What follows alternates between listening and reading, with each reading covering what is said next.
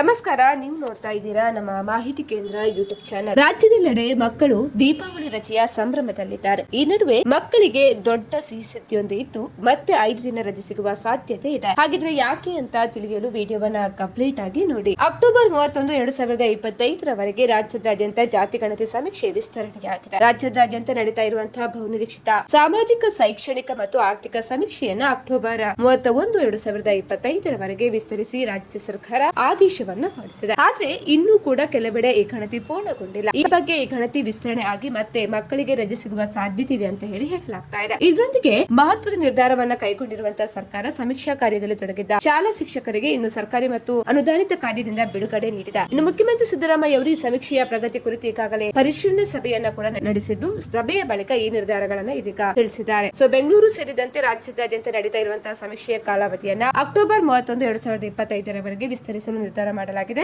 ಶಾಲಾ ಶಿಕ್ಷಕರನ್ನ ಸಮೀಕ್ಷಾ ಕಾರ್ಯದಿಂದ ಹೊರಗಿಡಲು ತೀರ್ಮಾನ ಮಾಡಲಾಗಿದೆ. ಇದರಿಂದಾಗಿ ಬೋಧನಾ ಕಾರ್ಯಕ್ಕೆ ಯಾವುದೇ ರೀತಿಯ ಅಡ್ಡಿ ಆಗುವುದಿಲ್ಲ. ಅದೇ ರೀತಿ ಶಿಕ್ಷಕರನ್ನ ಹೊರತುಪಡಿಸಿ ಇತರ ಇಲಾಖೆಗಳ ಸಿಬ್ಬಂದಿಗಳನ್ನ ಬಳಸಿಕೊಂಡು ಜಾತಿ ಗಣತಿ ಸಮೀಕ್ಷೆಯನ್ನ ಮುಂದುವರಿಸಲು ತೀರ್ಮಾನ ಕೂಡ ಮಾಡಲಾಗಿದೆ. ಸ್ನೇಹಿತರೆ, ಈ ಬಗ್ಗೆ ನಿಮ್ಮ ಅನಿಸಿಕೆಯನ್ನ ನಮಗೆ ಕಮೆಂಟ್ ಮಾಡಿ ತಿಳಿಸಿ. ಅದೇ ರೀತಿ ಮತ್ತಷ್ಟು ಅಪ್ಡೇಟ್ಗಾಗಿ ನಮ್ಮ ಚಾನೆಲ್ ಅನ್ನ ಕೂಡ ನೀವು ಸಬ್ಸ್ಕ್ರೈಬ್ ಮಾಡ್ಕೊಳ್ಳಿ.